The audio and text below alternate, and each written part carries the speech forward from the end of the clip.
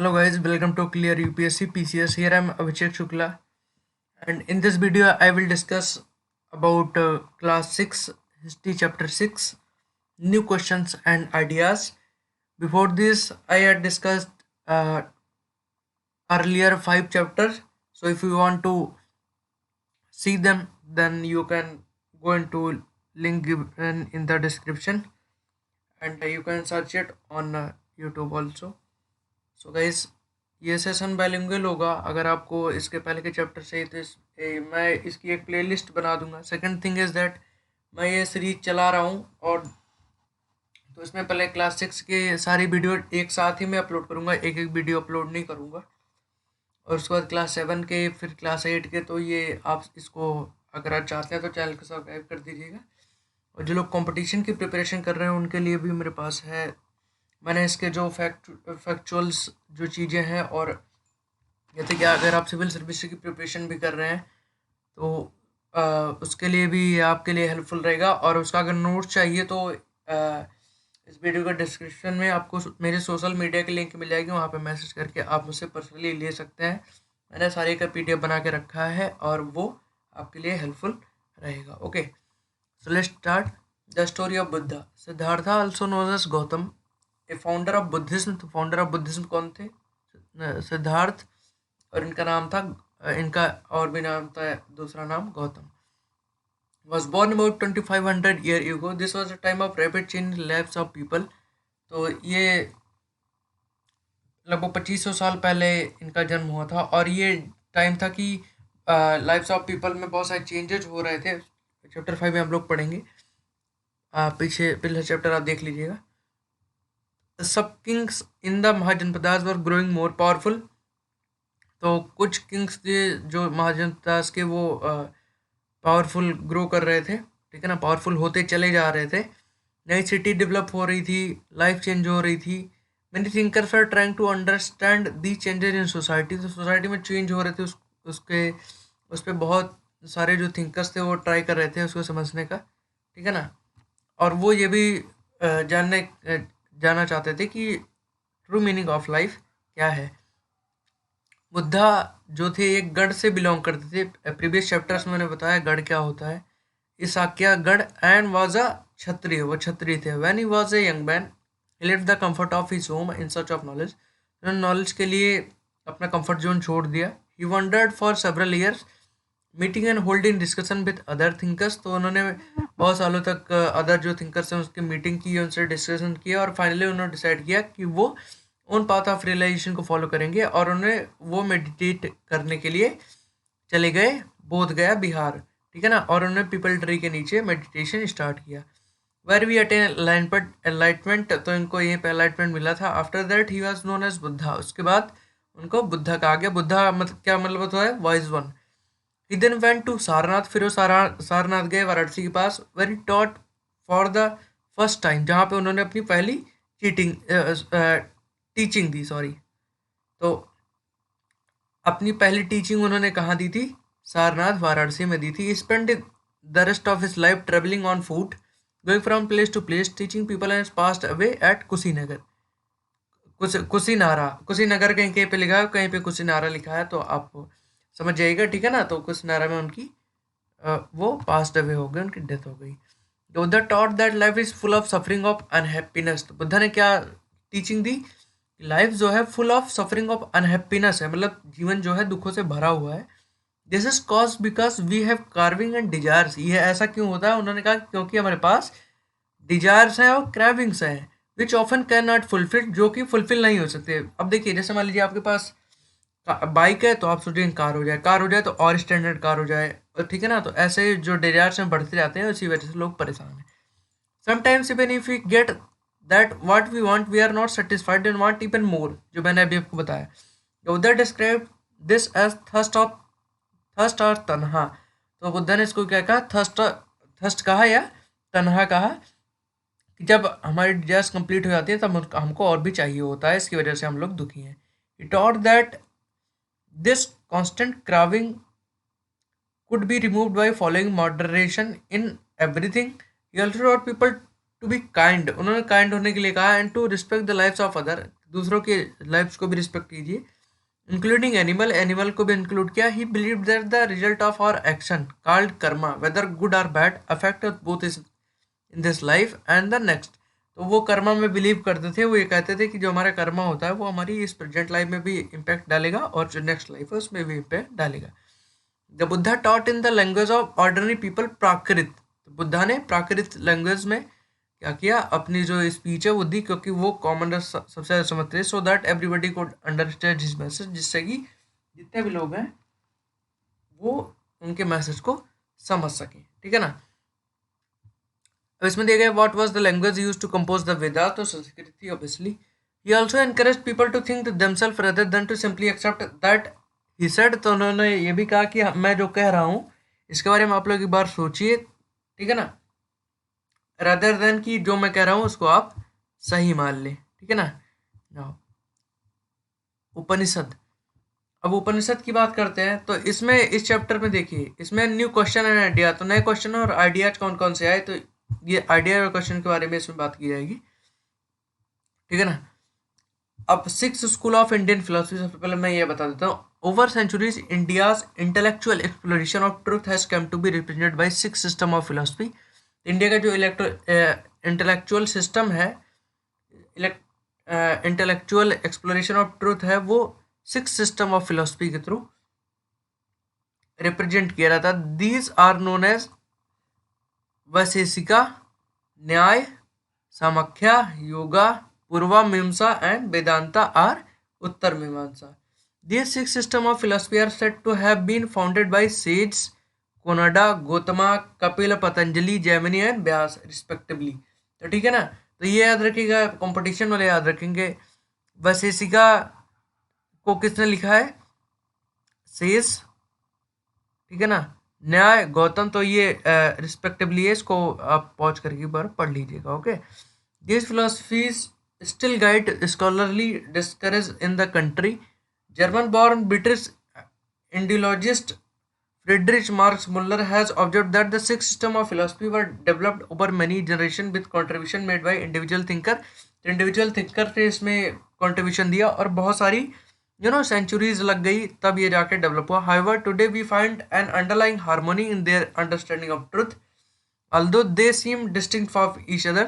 तो इसमें कहा गया कि अभी हम एक अंडरलाइन हार्मोनी देखते हैं कि सच को समझने में, जबकि ये इसको ऐसा कंसिडर किया जाता है कि ये दोनों क्या है, मतलब ये दोनों नहीं, जितने भी हैं वो अलग हैं.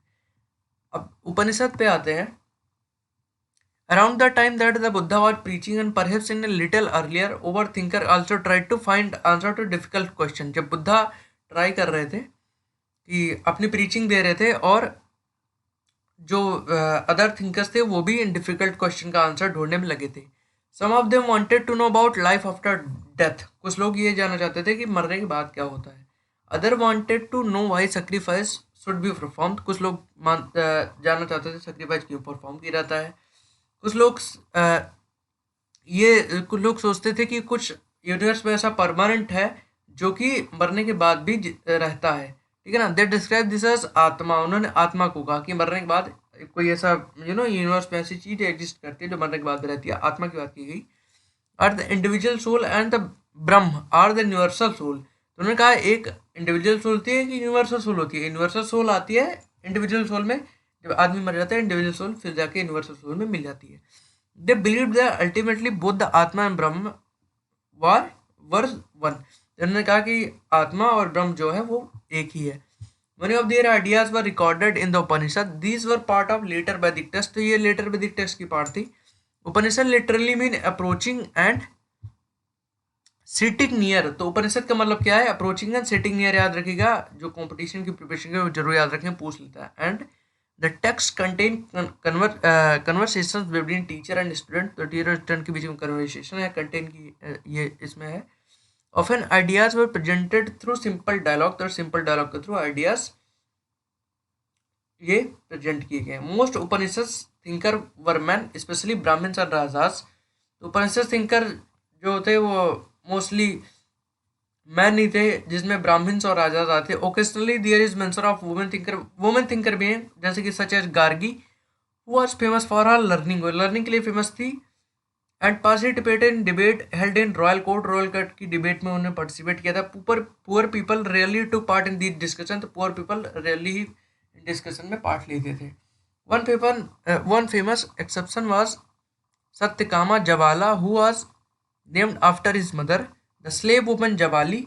He had a deep desire to learn about reality. तो ये एक थे सत्यकाम जवाला। ये भी इनका डिजायर था कि ये रियलिटी के बारे में जाने। was accepted as a student by a Brahmin teacher named Gautam.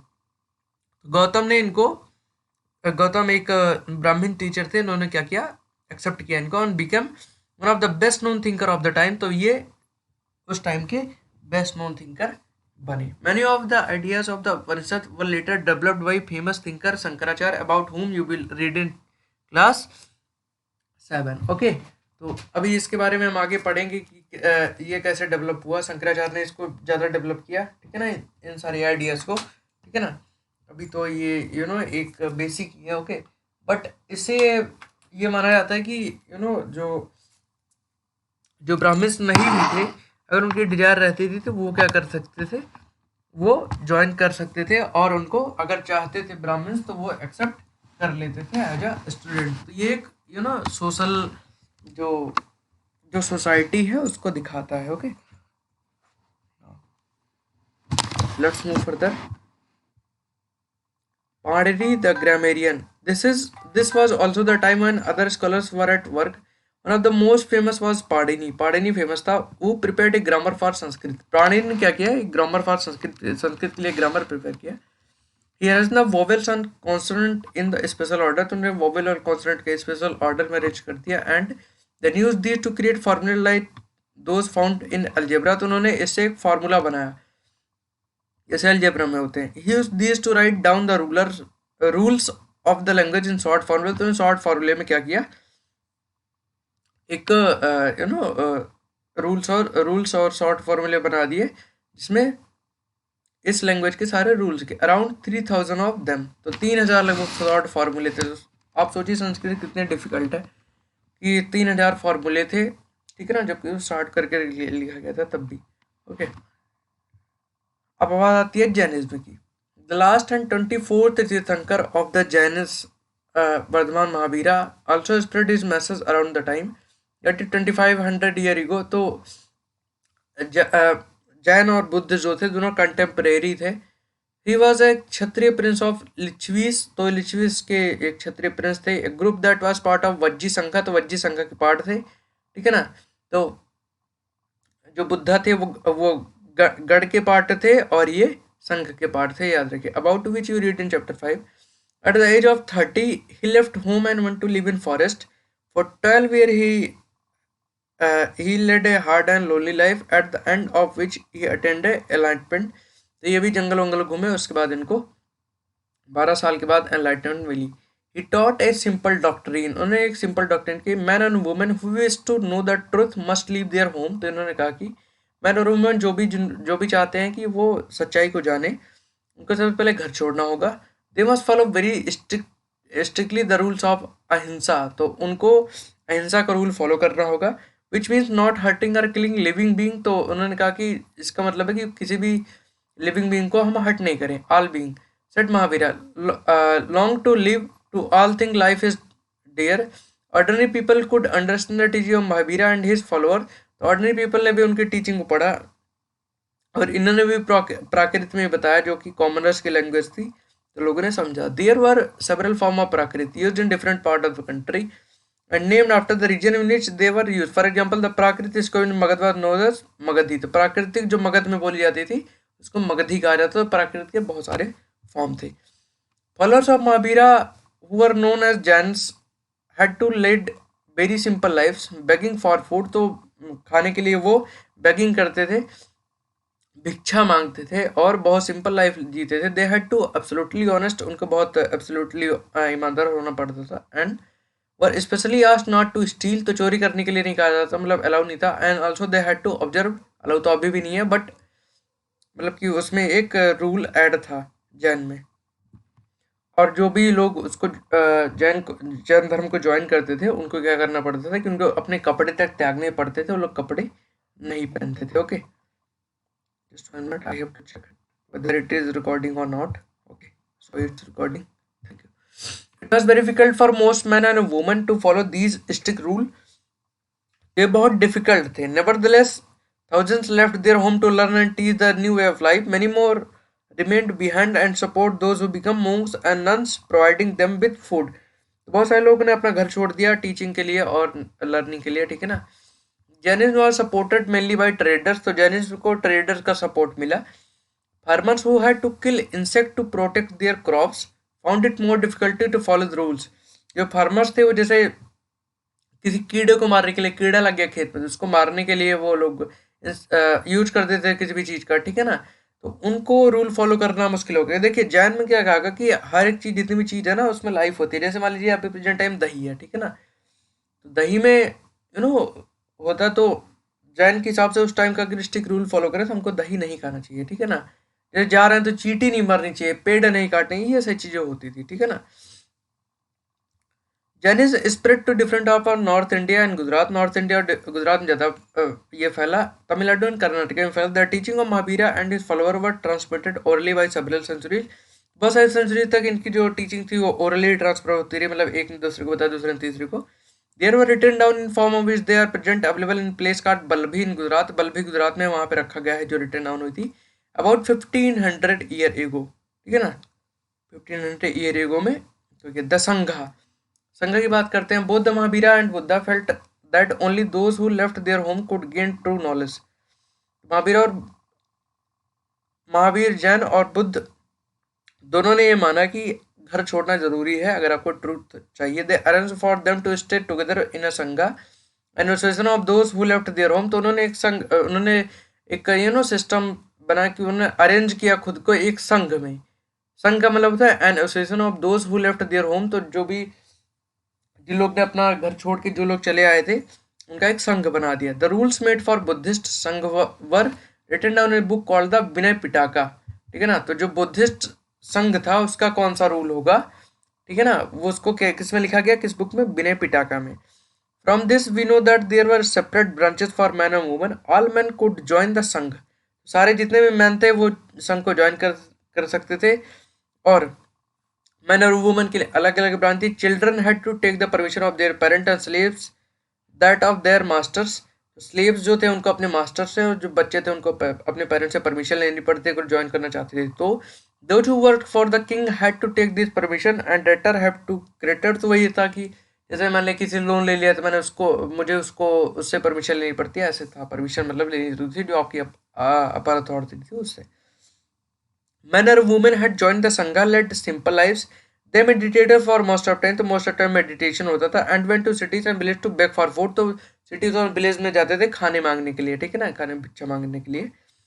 Fix our था किसने कितने घंटे में मांगना है। जैसे मान लीजिए 2 आवर मान लीजिए फिक्स हो गया, 2 आवर्स मान लीजिए फिक्स हो गया, तो 2 आवर्स में जो आपको मिल जाता आपको लेके खा लेना था उसे में, ठीक है ना। That is why they were known as bhikshus, bhikshus कहा जाता था, ठीक है ना, प्राकृत में। In Prakrit word for renouncer, beggar and bhikshudis.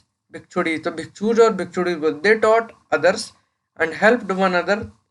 They also held meeting to settle any quarrel that took place within the संघ। तो संघ में अगर कोई प्रॉब्लम होती थी उसकी मीटिंग होती थी। Those who joined the संघ include Brahmin, Kshatriya, merchant, laborer, barber, courtesans and slaves. Many of them wrote down the teaching of Buddha. Some of them also composed beautiful poems describing their life in संघ। तो कुछ लोगों ने जो संघ की life थी उसके बारे में डिस्क्राइब किया और लिखा है। देखिए गाइस, ये ना क्लास 6 में क्या है कि आपको ना फैक्ट मिलते हैं और ये इन फैक्ट्स पे लोग ध्यान नहीं देते, तो कंपटीशन वाले जो जरूर ध्यान देंगे क्योंकि यहाँ से क्वेश्चन आ जाता है, ठीक है ना। ओके, मोनेस्ट्रीज की बात करते हैं। To begin with, both Jain and Buddhist monks went from place to place throughout the year, teaching people. The only time they stayed in one place was during the rainy season. तो बरसात में वो लोग एक ही जगह पर रहते थे। When it was very difficult to travel, जब ट्रेवलिंग करना डिफिकल्ट था, then their supporter built temporary shelter for them in gardens, or they lived in natural caves in hilly areas। तो जब बारिश का सीजन रहता था तब वो जा नहीं पाते थे कहीं पे, ठीक है ना। तो उनके जो सपोर्टर थे उन्होंने क्या किया कि टेम्परेरी शेल्टर्स उनके लिए बना रखे थे, या फिर वो नेचुरल केव्स में रहा करते थे। At time went on many supporters for the monks and nuns and they themselves felt the need of more permanent shelter। तो बाद में लोगों को लगा कि परमानेंट एक शेल्टर होना चाहिए, and so monasteries were built, तो मोनेस्ट्रीज बिल्ड की गई। दीज वर नोन एज बिहारास, तो इनको बिहारास बोला जाता है। ये देखिए, ए केव hollowed out in the hills, this is cave in Karle, present day Maharashtra. monks and nuns lived and meditated in their shelter, तो ये शेल्टर्स बने हुए हैं यहाँ पे, ऐसी जगह पे लोग रहा करते थे, केव है, ठीक है ना। अब इन मोनेस्ट्रीज को बिहारास कहा जाता है, याद रखिए। तो बिहारास अगर पूछता है क्या होता है, तो जिसमें जो मोंक्स और नन्स रहा करते थे, मतलब परमानेंट शेल्टर, वो viharas. The earliest viharas were made of wood, earliest viharas वो वुड के होते थे, एंड देन ऑफ ब्रिक्स, बाद में ईंट के होने लगे। Some are even caves that were dug out in hills, especially in western India, तो वेस्टर्न इंडिया में केव्स भी होते थे। The Buddhist text tell us just the water of river lose their names and separateness when they flow into the mighty ocean. So as Varna and rank the family forgotten when the follower of Buddha joined the order of monks। तो वही था कि देखिए, emergence क्यों हुआ था, क्योंकि जो ब्राह्मण्स की बनाई हुई सिस्टम थे ना, वर्ड सिस्टम हो गया, उसमें लोगों को प्रॉब्लम्स आने लगी, ठीक है ना। क्योंकि ब्राह्मण्स जो थे सबसे ऊपर थे, ठीक है ना। तो क्षत्रियस जो थे उनको लगा, और ट्रेडर्स जो थे उनको लगा कि हम कमाते हैं और हम रक्षा करते हैं, तो हम ऊपर क्यों नहीं है, ठीक है ना। तो वहां से जो जो सेपरेट हुए, उन्होंने जैन और बुद्धा को ज्वाइन किया, ठीक है ना। तो इसमें बुद्धा की टेक्स्ट है, उसमें कहा जाता है, मतलब कि जैसे पानी बह के जब ओशन में मिल जाता है ना, जैसे समुद्र में जाके मिल जाता है, तो उसकी कोई सेपरेट वैल्यू नहीं रह जाती, ठीक है ना। उसी तरह उन्होंने कहा कि जो भी जो भी आके बुद्धा रिलीजन को ज्वाइन करता है, बुद्धिज्म को जो ज्वाइन करता है, उसकी कोई जात पात नहीं रह जाती, कोई धर्म नहीं रह जाता, वो सब एक बराबर हो जाते हैं। Now very often the land on which the viharas were build और donated by a rich merchant or land owner or the king. तो बहुत टाइम पे ऐसा होता है कि जो विहारास होते थे वो किसी के द्वारा डोनेट किए, जैसे अभी बाद में आगे आप पढ़ेंगे कि कुछ किंग्स ने बिहारास को क्या किया था, डोनेट किया। The local people came with gift of food, clothing and medicine for the monks and nuns। Local peoples उनको मेडिसिन और फूड भी प्रोवाइड करते थे। In return they taught the people over the century। Buddhism spread to many part of the subcontinent beyond। You will learn about this in chapter 9। chapter 9 में Buddhism के spreading की हम बात करेंगे। The system of ashrams। Around the time when Jainism and Buddhism were becoming popular, Brahmins developed the system of ashram। तो जब Buddhism और Jainism develop हो रहा था, तो ब्राह्मण्स ने क्या किया, इन्होंने क्या आश्रम का जो सिस्टम था वो डेवलप कर दिया। Here the word ashram doesn't mean a place where people live and meditate. तो इस यहाँ पे आश्रम का मतलब वो नहीं है कि यहाँ पे लोग रहते हैं और meditate. It is instead of stage of life. Stage of life थी ब्रह्मचर्य, गृहस्थ, वानप्रस्थन, संन्यास, याद रखिएगा, ठीक है ना। नाउ ब्रह्मचर्य क्या होता है, Brahmin, Kshatriya and Vaishya man were expected to lead simple life and study the Vedas during the early year of their life. तो ब्रह्मचर्य का मतलब है कि अर्ली ईयर ऑफ लाइफ में वेदास को पढ़ना। दूसरा था गृहस्थ, मतलब घर गृहस्थी बसाना, उसके बाद पढ़ाई के बाद वेदास जब पढ़ लें तो आप मैरिज कीजिए और अपनी घर गृहस्थी बसाइए। उसके बाद वानप्रस्थ आश्रम में एक होता है कि आप जंगल में चले जाइए और मेडिटेट कीजिए। और सन्यासी जो होता था, सन्यासी जो last, they had to give up everything and become sanyasi. तो लास्ट जो है ये सन्यास आश्रम, इसमें कि सब कुछ गिव अप करके आप सन्यासी बनिए। जैसे आप बहुत सारे किंग्स को अगर आप पढ़ेंगे ना हिस्ट्री में, तो आपको पता चलेगा कुछ राजा ना अपना राजपाट दे के जंगल में चले गए थे, तो इसी वजह से। द सिस्टम ऑफ आश्रम allowed men to spend some part of their lives in meditation। Generally women are not allowed to study the Vedas। तो जनरली वुमेन्स जो थी वो, उनको वेदास की स्टडी करना अलाउ नहीं था, ये याद रखें, कंपटीशन वाले याद रखेंगे। And they had to follow the ashram chosen by their husband. तो उनको उनका जो हस्बैंड होते थे वो कौन कौन सा आश्रम चूज करने की परमिशन देते हैं, उसके हिसाब से वो लोग चूज करती है। ओके, सो ओके गाइस, ये चैप्टर इतना ही है। मैं आपको इसके जो आंसर्स हैं वो भी बता देता हूँ, बिकॉज कुछ लोग होंगे, मान लीजिए क्लास 6 के बच्चे अगर मान लीजिए पढ़ रहे हैं, ठीक है ना। तो और दूसरी बात, मल्टीपल चॉइस जो क्वेश्चन इसमें आएंगे, इसमें है नहीं, बट इसके प्रीवियस चैप्टर्स में जो मल्टीपल चॉइस क्वेश्चन है वो कंपटीशन के लिए इम्पोर्टेंट है। ओके, तो मैं आपको इसके आंसर भी बता देता हूँ। ओके, सो गाइस फर्स्ट जो है लिखा गया, describe the ways in which Buddha tried to spread it message to the people. तो उन्होंने अपने मैसेज को पीपल्स के पास तक कैसे पहुंचाया। तो पहला था कि उन्होंने प्राकृत लैंग्वेज यूज की, जो कि मास लैंग्वेज थी, मतलब कि सारे लोग उसको समझते थे लगभग लगभग। Encourage his follow to think over his message instead of blindly following them. तो उन्होंने लोगों से कहा कि आप मुझे फॉलो मत कीजिए, आप पहले खुद से सोचिए, अगर आपको सही लगे तब फॉलो कीजिए, ठीक है ना। तो ये कुछ चीज़ें थी जिसके जिसके थ्रू उन्होंने अपने टीचिंग को क्या किया कि स्प्रेड किया, ठीक है ना। अब इसमें ट्रू फॉल्स की बात आ रही है। सबसे पहला है कि the Buddha encourage animal sacrifice, ऐसा गलत है, क्योंकि बुद्धा ने कहा कि Buddha profess kindness for animals, he discourage the practice of sacrifice animal. तो उन्हें सेक्रीफाइसिंग जो एनिमल्स होता था, एनिमल सेक्रीफाइस को कभी भी इनकरेज नहीं किया, तो ये फॉल्स है। Sarnath is important because it was the place where the Buddha taught for the first time. This is true, ये true है, ठीक है ना। Now, the Buddha taught that karma has no effect on our lives. ये भी गलत है, क्योंकि बुद्धा ने कहा था कि कर्मा का इफेक्ट हमारी लाइफ पे होता है। The Buddha attained enlightenment at बोध गया, ठीक है ना। बोध गया में उनको एनलाइटमेंट मिली।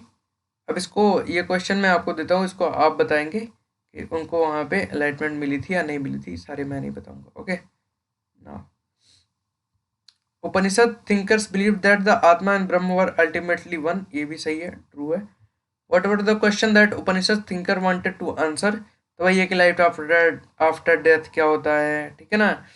क्या मतलब कि मरने के बाद होता क्या है, ठीक है ना। क्या परमानेंट यूनिवर्स में कोई ऐसी चीज एग्जिस्ट करती है आत्मा टाइप की, इसके ये सब, ठीक है ना। Main teaching of what do you think, ये डिस्कशन की बात है, ये क्लास में डिस्कस करते हैं, ठीक है ना। ओके, ये क्वेश्चन इसका भी आंसर देते हैं। What were the main teaching of Mahavira. Mahavira की मेन टीचिंग कौन कौन सी थी।